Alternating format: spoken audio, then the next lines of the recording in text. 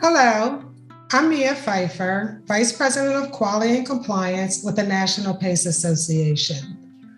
Over the past 3 years, PACE programs across the country have quickly adapted to an increasing demand for telehealth services.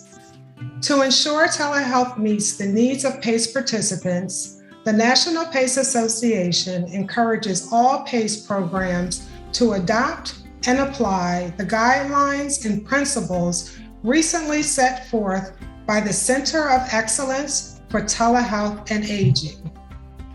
Age-inclusive telehealth means telehealth that is delivered in a way that is person-centered, equitable and accessible, and integrated with coordinated care plans to address PACE participants' unique needs. To underscore our commitment, the National PACE Association signed a pledge of support for age-inclusive telehealth practices. We are now asking that our individual PACE organization members do the same. Today, I have the pleasure of speaking with Dr. Ross Colt, Medical Director of Gary and Mary West PACE. They are the very first PACE program to take the pledge. Welcome, Dr. Colt. Oh, thank you so much, Mia. It's truly an honor to be here. West PACE first opened our doors in 2019, and we've really been privileged to care for hundreds of seniors in the North San Diego County. Dr. Colt, as you are aware, the PACE model is at its heart a person-centered model, meaning that services, including technical enabled services, are tailored to meet the needs of each individual participant. Can you share how West delivers person-centered telehealth services? At West PACE, we take a customized approach based on each participant's individual needs, and we take those needs into account to determine what type of telehealth would work best for them. We have some participants that may want to connect with us by telephone, and in others, we may use something like a tablet to create a video telehealth visit. Each time we're using telehealth, we want to be constantly improving our access to care. So, for example, we may have some participants that are mobility impaired, and so for them, telehealth can greatly decrease the need to come into our center. We've also seen that some participants are hesitant to leave their homes because of anxiety or other behavioral health concerns.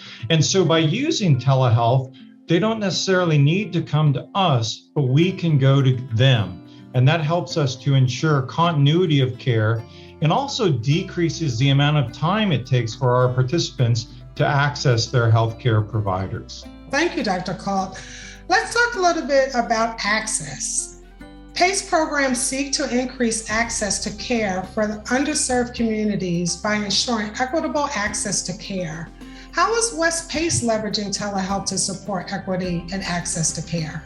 One of the programs that we use is something where we use technology in the form of a one-button tablet that we provide free of charge to our participants that desire to use them. The tablets are very user-friendly because, again, they just have one button on them, and they're designed for older adults to allow these participants and their caregivers to connect with us seamlessly by using technology. So in recently expanding this program, we've been successful enough to not double, but even triple the distribution of these tablets that are being provided. And that greatly increases access to telehealth services for our participants.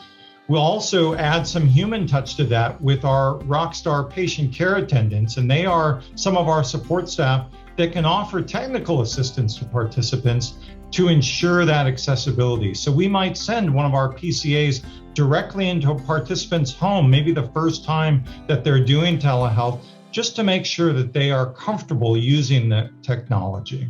Let's talk about coordination of care, which is so important for ensuring every participant's needs and preferences are shared with all appropriate providers and relevant staff, both within and outside of the PACE program.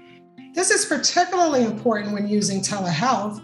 What is West PACE doing on this front? Coordination is key. We have so many different disciplines providing care for our PACE participants, even just within our interdisciplinary team. But a great example of outside coordination is a lot of our participants have some behavioral health concerns, and meeting those behavioral health concerns is critical to providing that whole person care. And so we work with a geriatric psychiatrist, and we coordinate with that team by providing some in-person encounters with geriatric psychiatry and some telehealth encounters with geriatric psychiatry. After a day's worth of psychiatry appointments, our providers will directly connect with that geriatric psychiatrist just to get sort of same-day interventions that are required to provide the highest level of behavioral health care.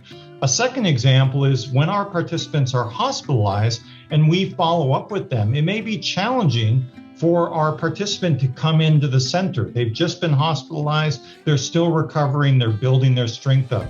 Sometimes what we can do a mobile nurse visit after that hospitalization, or we can do that entire post-hospitalization by telehealth. What is your advice to a PACE program on the best way to start aligning their telehealth practices with the principles and guidelines we referenced here today?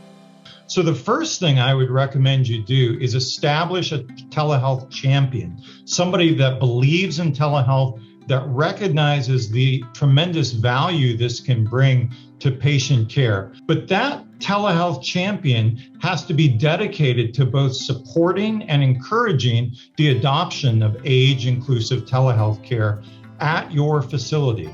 The second thing then is create a plan. Let's figure out a pilot program that can start using telehealth, maybe with a small group of participants. Do just one change at a time, maybe address one guideline, and then work sequentially and iteratively, step by step, to just incorporate some of these best practices. And then finally, as we think about the pledge, we have to remain accountable and committed by taking that pledge. We'll ensure that your telehealth services are delivered in a way that is person-centered, that is equitable, accessible, integrated, and coordinated.